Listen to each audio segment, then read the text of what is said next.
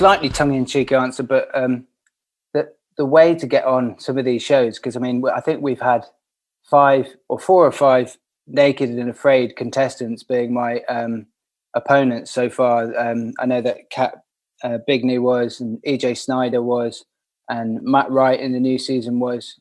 Maybe not as far as 4 or 5, but there's quite a handful of naked and afraid contestants, and I know obviously you can apply to be on Naked and Afraid. So that would probably be the first advice if you want to sort of fast track. That if you perform well on Naked and Afraid, then the important thing is the thing is in the world of bushcraft is that there's quite a lot of people that know a lot of skills, but they're really boring. So you've also got to be quite interesting. You've got to work on TV. I have to say, you got to sell your soul and talk about your feelings and that sort of stuff. So anyway, Naked and Afraid is a good route in. There isn't a direct application.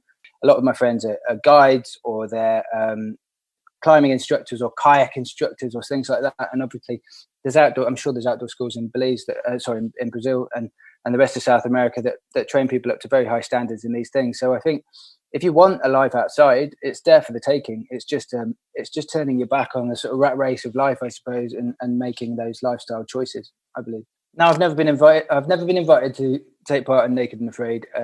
Would I do it? I don't know how.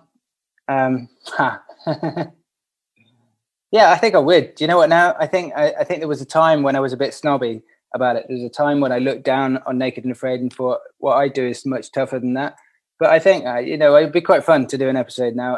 Yeah, if they asked me to do it, I'd quite like to do an episode against, do you know who Survivor Man is? Like Les Stroud? Because he did quite a lot of self-filming. And you don't know who he is. Maybe he's getting a bit old now.